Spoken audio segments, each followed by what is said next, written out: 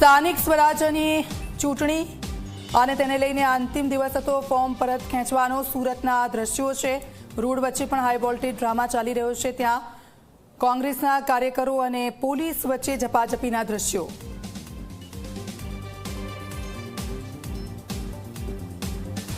સતત આક્ષેપોના આરોપો થઈ રહ્યા છે ભાજપ પર કે અમારા જે ઉમેદવારો છે તેમને તોડવાના પ્રયાસો થઈ રહ્યા છે, તેમના પર દબાણ ભાજપ લાવી રહ્યું છે। આ જોડો તોડોની જે રાજનીતિ છે ભાજપે શરૂ કરી છે અને અમારા ઉમેદવારોને સતત ધમકાવવામાં આવી રહ્યા છે। તેમના નોકરી રોજગાર પર અસર થશે તેવું પણ દબાણ તેમના પર લાવવામાં આવી રહ્યું છે અને તેમને સતત એવું કહેવામાં આવી રહ્યું છે કે તમે ફોર્મ પરત લઈ લો, એવા આક્ષેપો કોંગ્રેસ તરફથી થઈ રહ્યા છે। બધાની વચ્ચે સુરતના દ્રશ્યો, કલેક્ટર કચેરીમાં હજી પણ હંગામો ચાલુ છે। બંને દ્રશ્યો એક તરફ વડોદરાના બતાવી રહ્યા છે, એક તરફ સુરતના દ્રશ્યો છે।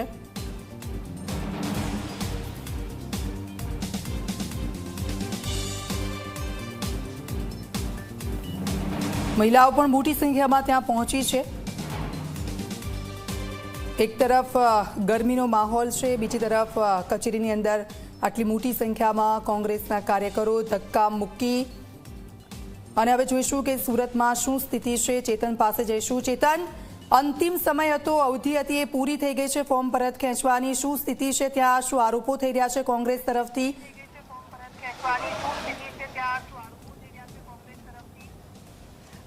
જી દીક્ષિતા, ખાસ કરીને સ્થાનિક સ્વરાજની ચૂંટણીને લઈને આજે ઉમેદવારી પત્ર પરત ખેંચવાનો અંતિમ દિવસ હતો।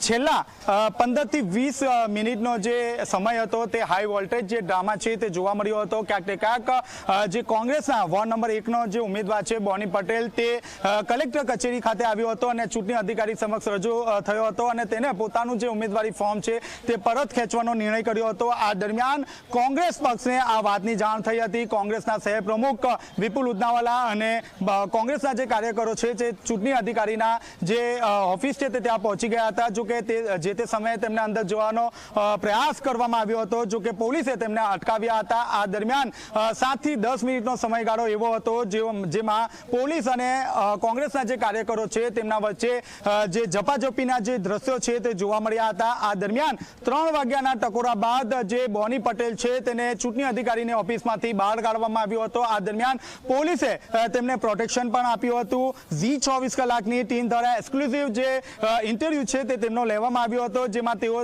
જણાવ્યું હતું કે ક્યાંક ને ક્યાંક જે કોંગ્રેસના જે કાર્યકરો હતા તેમનાથી નારાજ હતા। જે કામગીરી થવી જોઈએ તે કામગીરી થઈ ન હતી, જેને કારણે તેઓએ પોતાનું જે ઉમેદવારી ફોર્મ જે છે તે પરત લેવાનો નિર્ણય કરવામાં આવ્યો હતો। હાલમાં જે રીતે મીડિયાએ તેમનો સંપર્ક કરવાનો પ્રયાસ કર્યો હતો, પરંતુ જે બોની પટેલ છે તે પોતાની કારમાં ભાગી છૂટ્યા હતા। જી બિલકુલ, આપ અમારી સાથે જોડાયેલા રહેશો। તો હાઈ વોલ્ટેજ ડ્રામા સુરતમાં પણ જોવા મળ્યો। બોની પટેલે આખરે પોતાનું ફોર્મ પરત ખેંચ્યું છે।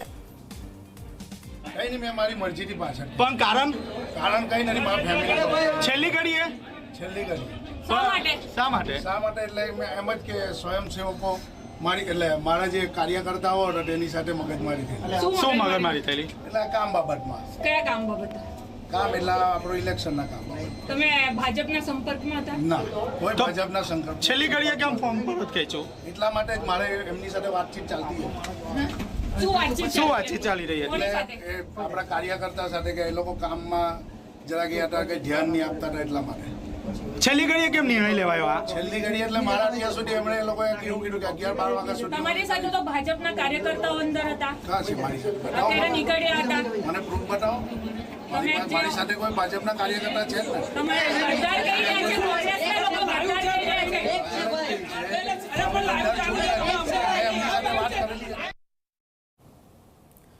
બોની પટેલ કે જેમણે ફોર્મ પરત ખેંચી લીધું છે છેલ્લી ઘડીએ, અને કોંગ્રેસ પર જે ઉમેદવારો છે, જે કાર્યકરો છે તેમના ઉપર તેમણે આરોપ લગાવ્યા છે કામને લઈને। અમારે થોડી બબાલ થઈ હતી અને તેને જ લઈને મેં છેલ્લી ઘડીએ આ નિર્ણય લીધો છે, પરંતુ કોંગ્રેસ તરફથી એવો આક્ષેપ કરવામાં આવ્યો છે કે મારા ઉમેદવારને લઈને ભાજપના કેટલાક સભ્યો છે તેઓ અંદર દરવાજાની અંદર તે લોકોને બંધ કરી દેવામાં આવ્યા છે, એવો પણ આક્ષેપ કરવામાં આવ્યો હતો। પરંતુ હવે શું થાય, કારણ કે અંતિમ સમય ફોર્મ પરત ખેંચવાનો તે પતી ગયો છે અને અહીંયા પણ કોંગ્રેસને એક મોટો ઝટકો લાગ્યો છે। વડોદરા બાદ હવે સુરતમાં પણ જે ઉમેદવાર હતા બોની પટેલ કે તેમણે પોતાનું ફોર્મ પરત ખેંચી લીધું છે।